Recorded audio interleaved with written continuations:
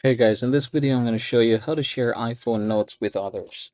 Now, say for example, you are going to be sharing this particular note here. You can go ahead and long press on that one, and then you have the share button right here.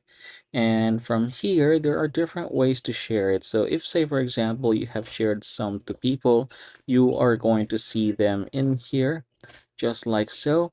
If, say, for example, we're going to do so on AirDrop, you also have that option, as well as several other applications that you have here. And you can also go ahead and click this three dots here, and there should be more applications that you can do this. So go ahead and choose how you want to do it.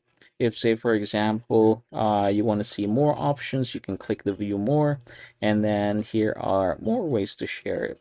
So again, it depends on how you want to do it, but these are basically the options on how you can share iPhone notes with others.